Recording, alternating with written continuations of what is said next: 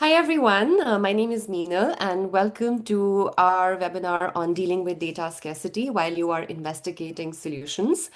I'm representing Transitions and I manage the solution journalism programs at Transitions, and the SoJo Euro program through which we are organizing this webinar is a two-year program which focuses on fostering cross-border collaboration, especially on the topics of solutions journalism, investigating solutions and investigating solutions to climate as the focus of this two-year program. And the two guests that we have today are deeply embedded in this program, if I can say.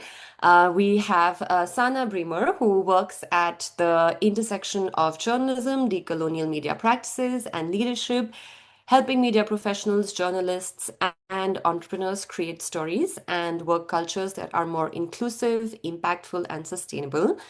In addition to all this that she does, Sana has also been a mentor of the SoJo Europe project for 2 years now.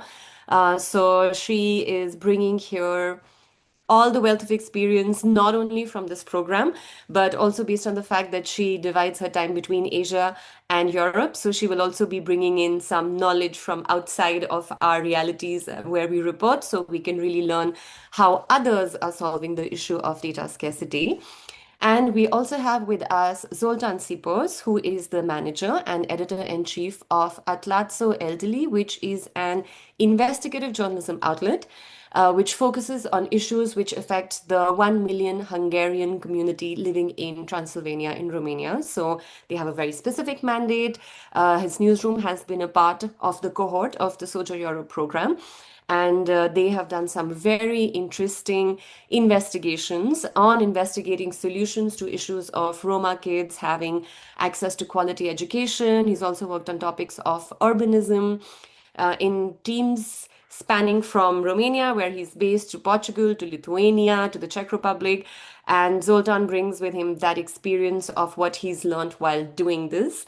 And what we can be discussing today is navigating these challenges that can present themselves when we are looking for data and how to overcome that.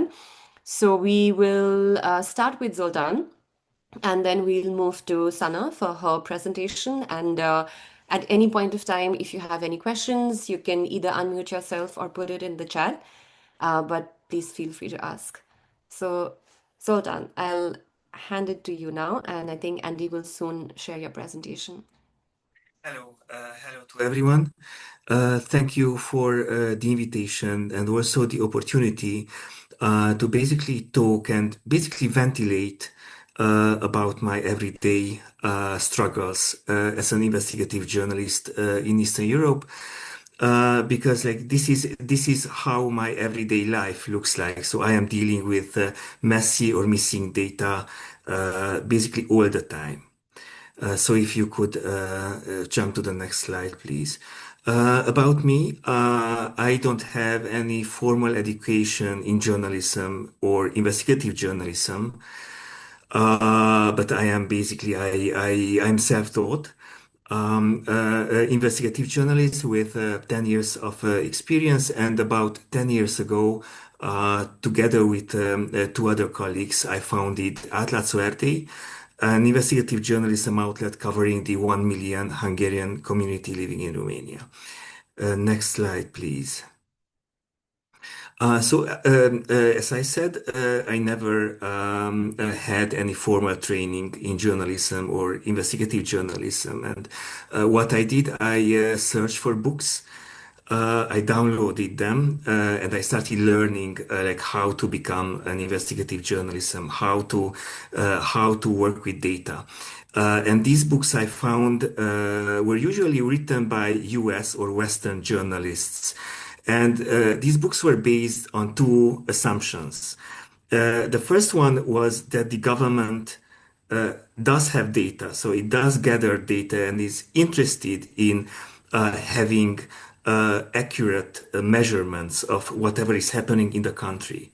And the second assumption was that the government is willing to give that data to the journalists when asked.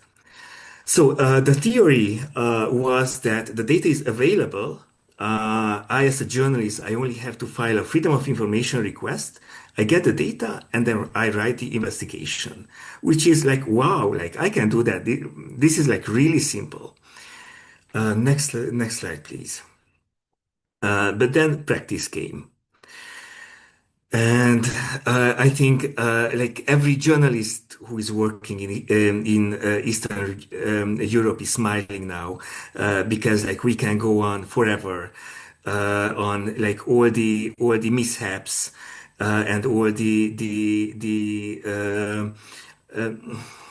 it will be like really long. But the problems can be boiled down to several factors. The first one is that governments in Eastern Europe is not gathering data in a systematic manner. So you get a lot of inconsistency across regions, across institutions, because like there's not an awful lot of history in gathering data. Also, a lot of authorities are simply not willing to comply with the freedom of information law, which, by the way, in Romania tends to be really good. But despite the fact that like we have a good law, basically the common practice is that they don't really give away data. In fact, many times we don't even receive an answer. Then, if we receive some answer, authorities are very creative in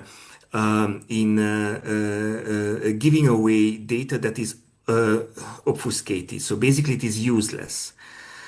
And then, even if we get the data and we can read those data sets, many times the reality questions those data sets. So we know from our experience, from our field work, that that data is not accurate. Next slide. So, okay, so you are in this situation, but you still have to meet deadlines. And how do you proceed? What are the solutions for that? The first one is that you start building your own data sets. So you can scrape websites. When you find small pieces of information while you are doing your investigative work, you can basically save those information pieces. Also, you can make your own observations and build a database on that.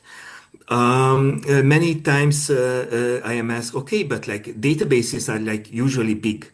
Like how can you build a big database? And my answer is, well, like you don't have to have a big database. Actually, a small database that is actually answering your needs is better than no database at all. So if you have a small database, that is also okay. It is again, it is more than nothing. However, what is very important that you should be very transparent about how you build your data. You have to publish that alongside your investigation, but also you have to keep it for yourself. Because what happens many times, like you publish a piece, and then you go on and do other projects and come back after, let's say, 2 or 3 years, and you simply forgot like how you gather that information. And it is very important to have something written down. And basically, if you have it written down, you can expand that database. Next slide, please. And then the other important thing, when you know that data is not accurate, you can still use that data set, but you have to treat your data as leads and not the truth. This means that you should not look for precise numbers. Instead, you should search for patterns, for outliers, and for contradictions. And all this flawed data can generate further questions, and you can build those questions into the story. And inconsistency or missing data can be itself a finding. Next slide, please. and then you can triangulate. This means this is a very scientific term, but like basically it means that if you don't have like you don't have access to the cost of a road, 1 kilometer of a road, you can basically take a look at other counties, other countries even, and see how much that road or that type of road cost, and then you have at least a vague idea about the price of the road you want to find out. And you can find comparable data from other regions. You can find data from local NGOs, academic papers, satellite images, libraries, media archives, company registries, statistics, and so on and so on. So there are lots of opportunities for journalists to try to find some comparable data sets they can use to make an educated guess of the missing data. Next slide, please. And then what is very, very important is to try to talk to people who know how that data is gathered. So you should be looking for people who have direct experience with the issue or data you are interested in. And these will be typically civil servants who actually gather data. And like one basic question can be, okay, just please tell me how you gather that data and how, from your perspective, what are the flows of that data? And usually, basically, these interviews are more valuable many times than the data itself. And then there are the proximetrics. See, here, like we in Eastern Europe, we have the legacy of communism, where everything had to be look perfect on paper. And this is still the case. So many times authorities basically the official data is like a very embellished version of the reality. So you have always go and check the reality in the field. So you can take a look at the budgets versus the actual spending. You can take a look at the campaign promises versus procurement contracts and reality. You can take a look at the agricultural subsidies, so the money that was actually paid versus the satellite images of those fields. Next slide, please. And then you can use freedom of information request the smart way. My personal experience is that basically walking in and filing those requests personally is magic, at least in Romania. You can interact with the clerk. You can try to find out like who is responsible for that area. Maybe you can talk to him or her and basically let him or her know that you are submitting this freedom of information request and like you are a person, actually a nice person. You can say thank you and so on and so on. And in my experience, these personal interactions are magic. You can, during these personal interactions, you can find out what kind of data an institution collects and ask for that data set.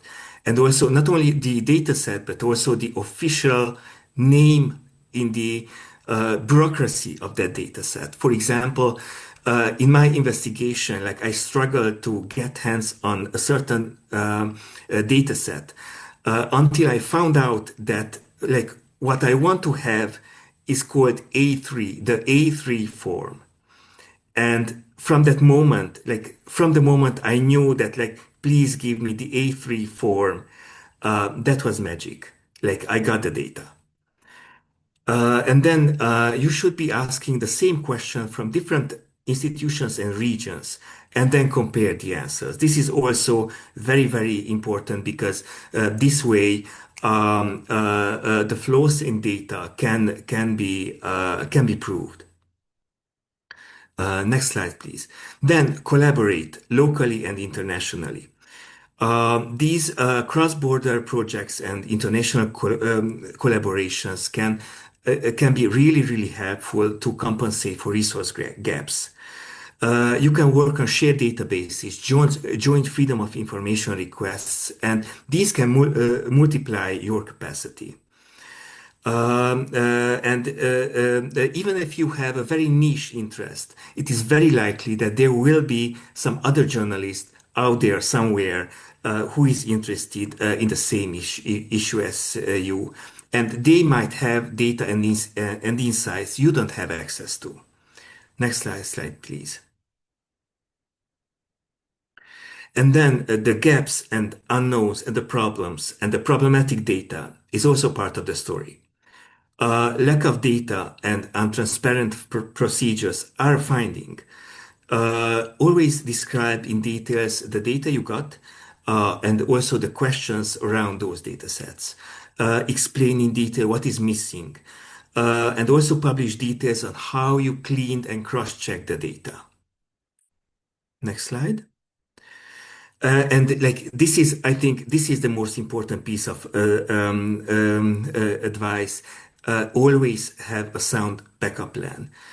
Always think about like what happens if you don't get the data you hoped for. And if your story is built on a specific data set that cannot be obtained from just from one single source, the best thing is to don't pitch your project until you have the data set, so it is secured, it is in your inbox, and you know that that data set is sound.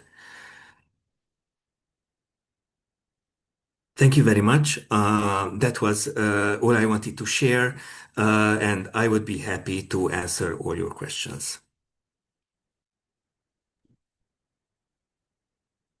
Thank you so much, Zoltan.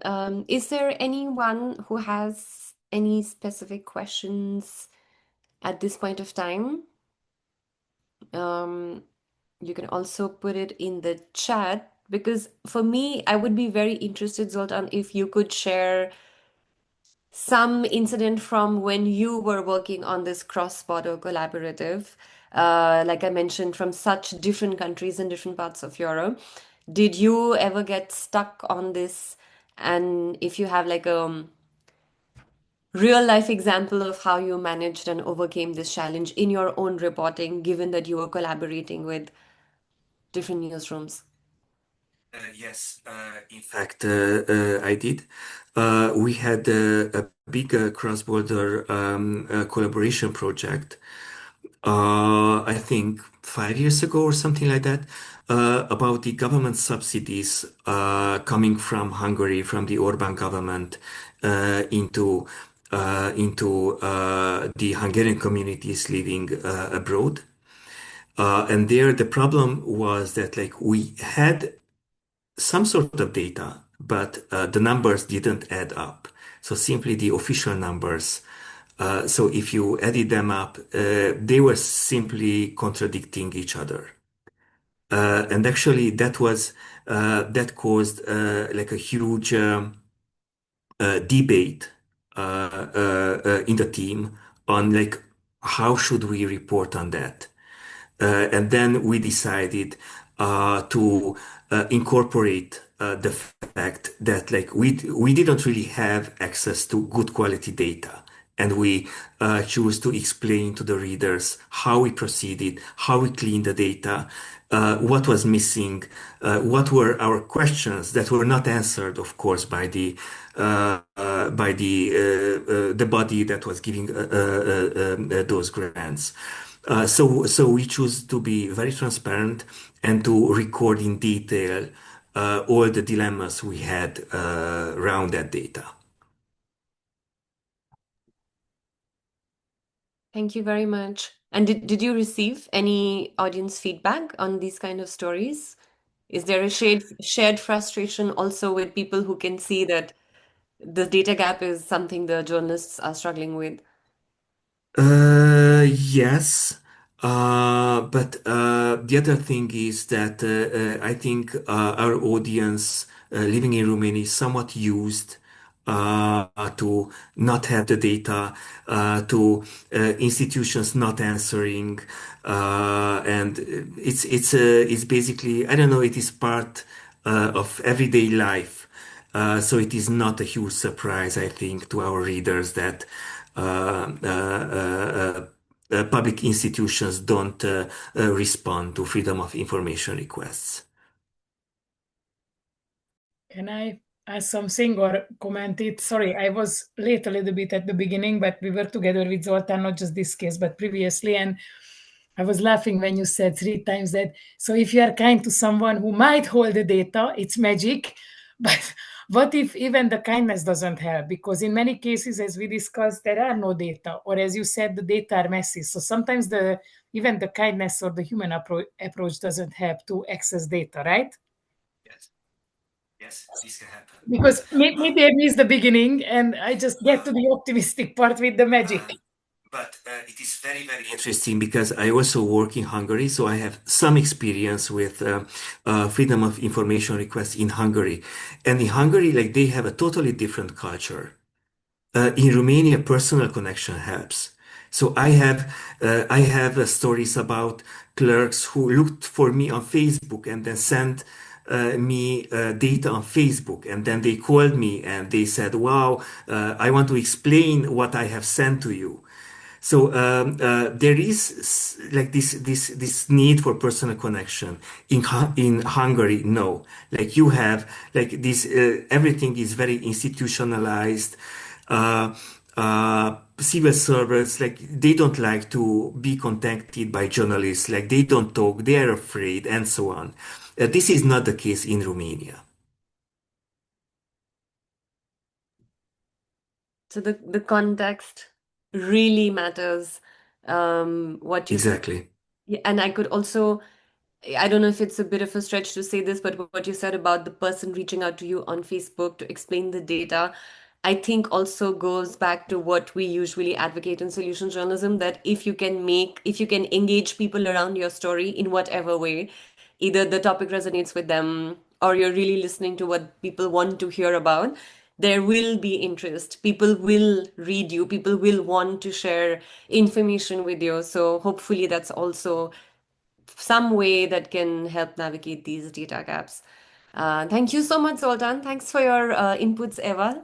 Always very helpful. And if there are no specific questions at this point, we can move on to Sanne. Yeah, should I start sharing? And thank you, Sultan, was really interesting.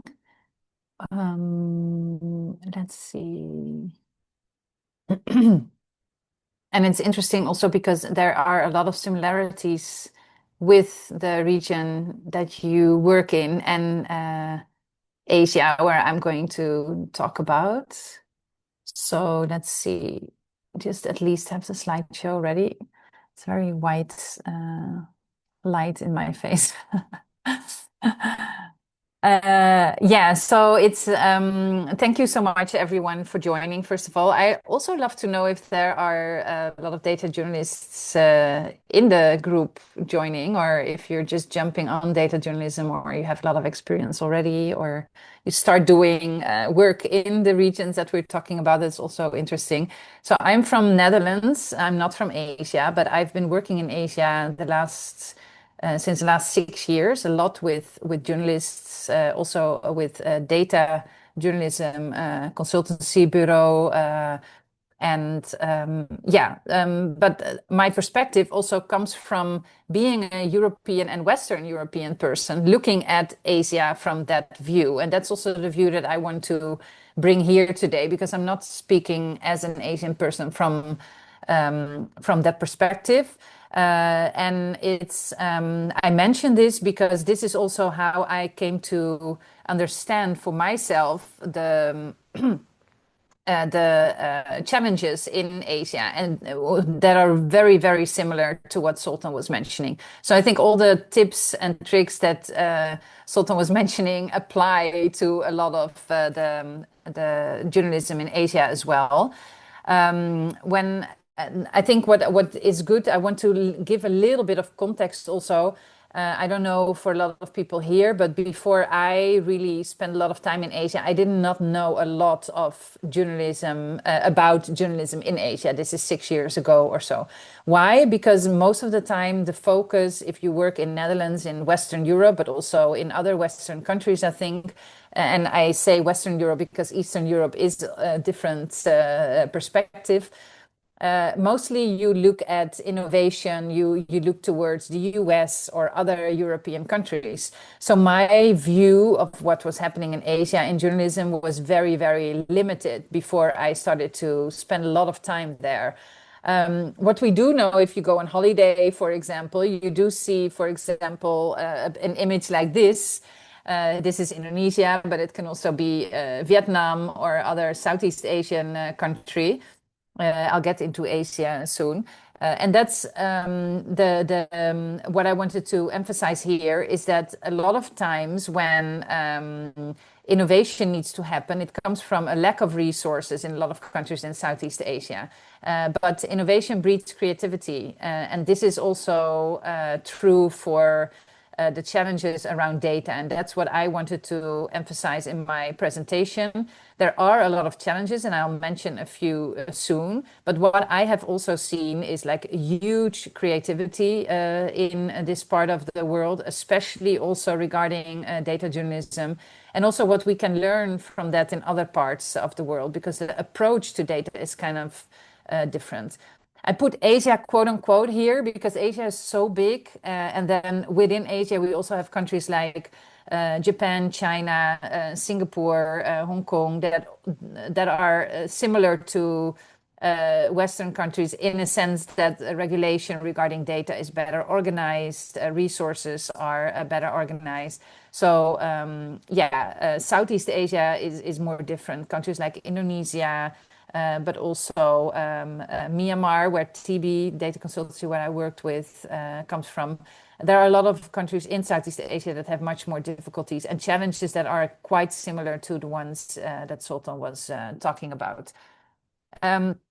So this is also very, I made it very flat, but just from my perspective, coming from the West, going to Asia, and how we can look at the context a little bit, is that when we were still working on a laptop in Western Europe, Asia was already transferring to the mobile phone. So their adaptation to mobile phone was really way before ours, which also meant for data journalists, for example, that their idea of storytelling and how to create a creative readable data journalism story was already more in tune with how do people actually consume what we make.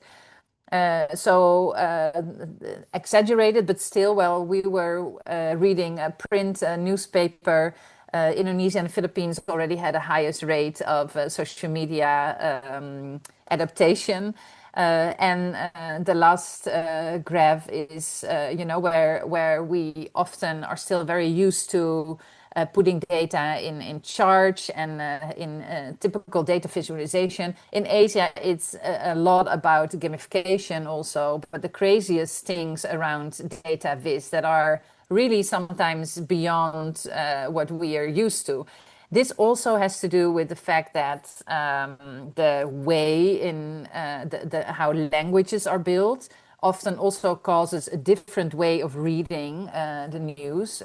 Japan is also a very interesting country in that sense. If you look at how advertisement is created in Japan, for a person from the Netherlands, if I look at that, it's like too overwhelming, too much, too screaming, too many colors, too many this and that. Whereas it's also how your brain is wired, right? And the culture you grow up with. But I think these are a few contrasts that matter if we look at data journalism in this part of the world and how it has developed and evolved. So yeah, there are definitely a lot of challenges, and I won't go too deep into them because they're really very similar to what Zoltan was mentioning. So data accessibility, if you have access, then the quality is often quite poor. And now I'm talking about the most challenging countries. A lot of bureaucratic hurdles. So Sultan was also mentioning once you maybe have access, there can still be, a government official that actually doesn't want you to access it. So data collection is a challenge. There's political hostility. There aren't always laws, freedom of information laws. So sometimes there's a law and it doesn't work. But sometimes the law is also not there yet. Or what also happens in data collection, I spoke with a journalist from Bhutan today. I also asked her, because I mentor her at the moment, and I asked her how she goes about it. And she said, well, a lot of institutions in Bhutan, they are digitalized, they collect data, but they just don't have the system of doing it regularly. So there is some, but then it's not updated. So this kind of thing. And from the government, for them, it's very hard to get the data. In Malaysia, it has improved the last couple of years. It's much, much better than 10 years ago. But then on a local and provincial level, it's still lacking. So, well, there are press freedom issues in Southeast Asia that made it sometimes harder. Rappler in Philippines of Maria Ressa has done quite a lot of data journalism has also faced this. Censorship and limited internet access. I think that's in a lot of countries already much better, but it still is a factor. But what is interesting is that it also creates alternative sources. So what I have seen in Asia is that there is quite a lot of initiative in community input and information from human sources. That's actually what Sultan was also mentioning. The connection you have with human beings is still what saves us in journalism, I think. Community engagement. There are very interesting examples of what is also called citizen science. There is, for example, in Indonesia, a project that is fighting against the plastic pollution. And they ask people in different parts of Bali, but also Java, communities to measure the plastic that they witness in the rivers and the beaches near their homes. And that is mapped in a website, and that is used by journalists to make stories of, often also in combination with NGOs. And as I said, it leads to very creative storytelling and also collaborative efforts. So also there's I think it's called the Mekong Data Initiative, where different countries connect with each other across borders to establish data resources. And data is really a starting point of a story. So what I also notice in that, still, I think in what I notice in Western European journalism, because I still work there too, we sometimes have like a story and then it's like, okay, let's now find the data to add to it. Whereas in Asia, it often works the other way around. What is the data and then what could be the story? And that I think is also interesting for solutions journalism, because it kind of connects to what we call the positive deviant, where you first look at the data set, you look at the exception in a positive sense, and then you build your story from there. If you look at solution journalism in Asia, there's a lot of solution journalism in India, West Asia also, or Middle East. In the rest of Asia, it's definitely coming. I mentor quite a lot of journalists here, and I try to push them sometimes a little bit towards solution journalism. Not because I want it so much, but also because I see a huge potential. And there is some definitely already, especially around climate change and environment and technology. But in this challenging landscape of data journalism, investigative journalism is, of course, also very much needed. And what I often see with solution journalism is that it's the perfect method for follow-up stories of investigative journalism. And I try to always emphasize that combination also. And so, in that regard, Asia is rich on solution journalism angles, and also again for the positive deviant in the data set. So, in data scarce environments, the investigative mindset helps journalists to build and reconstruct data. I mean, Sultan is an example of that, the self-made investigative journalist who now really knows, like, okay, how do I handle this? And then the solutions mindset helps journalists to interpret that data and identify what's replicable. So I think that is a very interesting combination that is being done sometimes, but has, I think, a lot more potential also. What I noticed in because there is much more cross-border collaboration. I was also involved in a project where a solutions journalism project a couple of years ago, where Western or European journalists made stories in other parts of the world. It was the whole idea was also to go to the kind of global south, to Asia, to Africa, to make stories. And a lot of times these journalists came with a mindset of data is accessible. And then if you go with that mindset to make a story in a country where it's not accessible, then it's very hard, because then you give up easily also. That's what I saw. It's okay, we can't get the data in a normal way, then we cannot make this story. Whereas if you switch your mindset, then you maybe come to other interesting stories. It's not lesser of a story. You just need to work with the limitations. And I think that is really important.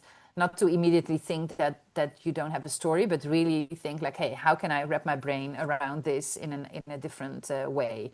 So I think a mindset shift in that sense is important. Again, this comes from a perspective of somebody who doesn't live and work, or doesn't come from Asia, but I also had to shift my mindset and see like, hey, if you look at it in a different way, other possibilities open. So use data scarcity as a starting point, because you have to. You don't have. This is the starting point. This is the reality for journalists living in these challenges environments. And then it's not the question like where is the data set, but where is the evidence, and how can I turn that into data, in formal data, community data, observational data? How can I observe patterns across interviews? How can I look for positive outliers? So it really is also a different way of working. And I think, I mentioned a few examples, some of my favorite. There are more examples in Asia, but I do recommend looking up work of these initiatives. TB are friends of mine. They are more data consultancy. They do also fellowships, and they train a lot of data journalists in Asia. The Continentalist does very interesting work with the designs also of their stories. So they focus solely on data stories in Asia, but they do a beautiful job. The Reporter in Taiwan has done some very interesting work. Malaysia Kini, who is now also organizing the conference where I am in Kuala Lumpur. South China Morning Post has won several awards. What is it? Even this year, I think. They do very interesting work also around gamification and design. Rappler, India Spend is quite new, but very much focusing on especially data journalism in India. The Reuters desk in Singapore is also known for its interesting data journalism. So yeah, just a few tips. I'm happy to share the slides also afterwards. But yeah, I would say look up initiatives in Asia and see what you can learn from them. And yeah, I work as a trainer mentor. This is some information about me. I'm a trainer for solution journalism. I do a lot with that. And I hope to bridge also between the different continents and see what we can learn from each other. So that's it for me. Thank you so much, San. This was the perfect segue after Zoltan's experience of a very specific case study in Eastern Europe, and then you doing similar comparisons, which would otherwise seem to be unrelated, but it's essentially the same challenges in a new context, in a different context. And how can you navigate that? I see Eva's hand is raised, so I will Sorry, I don't interrupt. know. No, sorry that I don't want to speak a lot, but No, please. We need people to speak up. I really liked Sanne's presentation, but I maybe as a Hungarian who living in London, I would like to tell a few things. So as Sanne very well pointed out, there is no such things as Southeast Asia because Singapore is a developed one, and maybe Bhutan or Vietnam is a less developed one when it needs to collecting data. But I'm not sure. I don't have enough knowledge about it, but Singapore has a very nice dictatorship, so they are keeping the data. But Absolutely. when it comes to, no, I know I'm just joking. Yeah. But when it comes to so-called Eastern Europe, so first of all, I think Eastern Europe a little bit left it behind. Eastern Europe supposed to be now Ukraine and Moldova, but I'm not hurt. Don't misunderstand me. I'm just saying that because all these countries joined the EU on a high level, we have lots of data because they need to submit the data to the EU. And even 10 years before these countries joined the EU, they needed to submit the data. The other issue is on the government level, whether they are willing to disclose it or not. And I can speak about the Hungarian experience that since Orban came to power and he's building up his beautiful regime, yeah, it's very difficult. But if you still use the Freedom of Information Act, you can still win every case at the court and journalists can access the data because the system was built up previously in the last 20, 30 years. And what probably Zoltan is also talking about, which was our experience in this concrete SoJo case, is that very small local governments definitely do not have such wonderful data that maybe local governments in the Netherlands. But on the state level, I'm not pretty sure that all these countries from Central Eastern Europe who joined the EU 20 or even longer years ago, they have so much lack of data. That's one. And then, for example, just like going back to this example that Southeast Asia is not as one, like Estonia is super digital. And I'm sure that if an Estonian journalist would be here, he can access everything or she.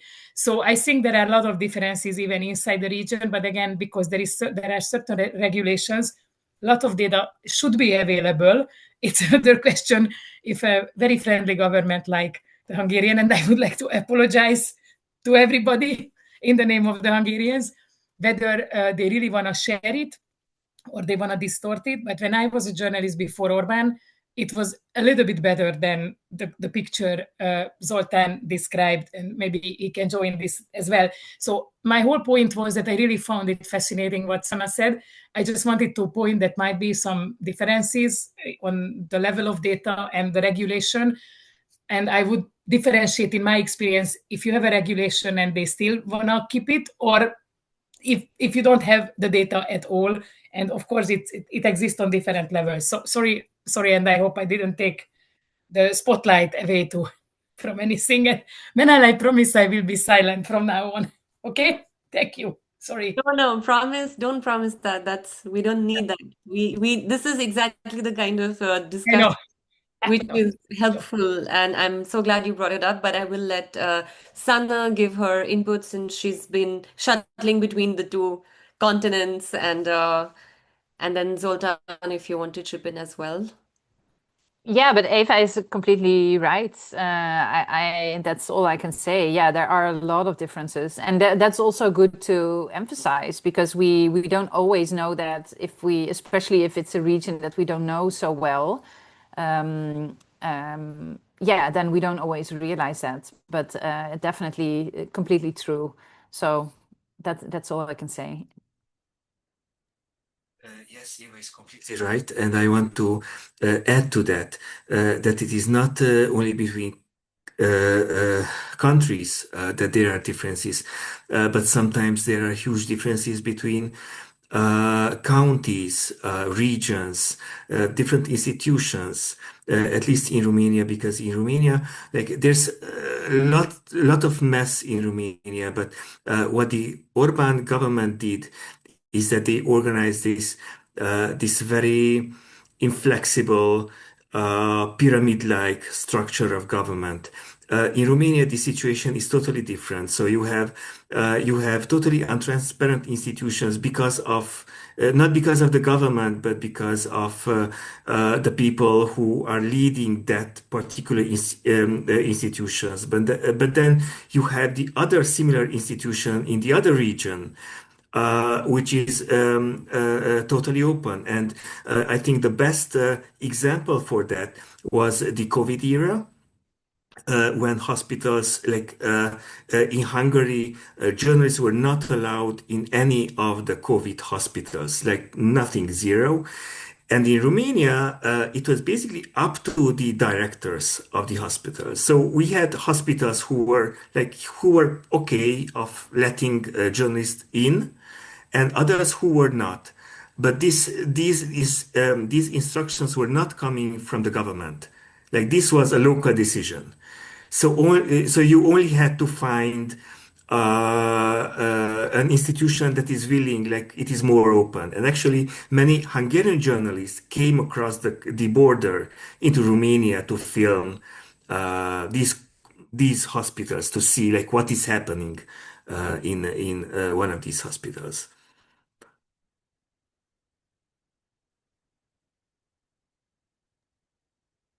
Thank you both of you, and thank you, Sana, for the really interesting presentation as well. I put a question in the chat if anyone has any follow-ups to ask. We can wait a bit if there is any question from the crowd. But if it's okay for me to ask the both of you, since you mentioned the community in both of your presentations. Sana, I think in the second last slide, there was a couple of ways in which you can collect data, and I think there was something called community data there and informal data. And Zoltan, you also mentioned this. If you should not be frustrated by not having data, create something based on what is available. I don't know if you would like to speak a bit about the credibility or the ethics of it for journalists who might also find this to be a challenge to create or co-create some kind of data. What is your experience or the experience of a mentee you worked with, Sana or Zoltan, story you did yourself that you can share with us? Yeah. Can I start briefly? Yeah. Yeah, so it's a really good question because I think it ties into something bigger, and that is also how we value data in our societies and how much trust we put into data. And it's actually very interesting. The Continentalists that I mentioned from Singapore, they do a lot of work around the ethics of data also. And also questioning, how do we view data in society? One of the things, for example, is for everyone to think about is that we take data much more serious than, for example, lived experience or experiences from people. Of course, there is a measurement that we have been used to. There's a science, behind the data. If so many people say something, then of course there is a trustworthy factor there.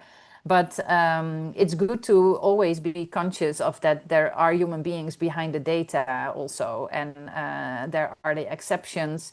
And so, yeah, I think it's interesting that the Continentalist puts a lot of emphasis on ethics. And it's also good for everyone also working in journalism to realize that there is also lived experience and experiences of people that can also play a huge role in your story. And we sometimes want to immediately push it away if there is data available, and then we go focus on the data. But even if you have a very interesting data set, it is still for the color of your story also very important to get the personal and human factor to the surface. So that's what I can say about it for now. Yes, very interesting and relevant question. Thank you. At least in Eastern Europe, we are kind of accustomed to take everything that is coming from the authority as granted. So if that data is official, then there's no question, like that is truth. And for me, the best example was we had a census, I think last year. Basically, a count of the people who are living in Romania, and like all all kinds of other data. And at a certain point, even the people who were actually doing these census data sets, like they were working on behalf of the government. They were saying that like what they are doing is an approximation in the best case.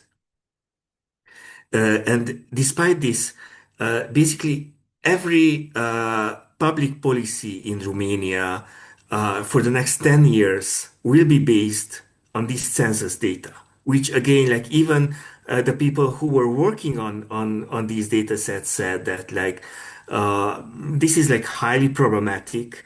Like we are not sure we are doing it right.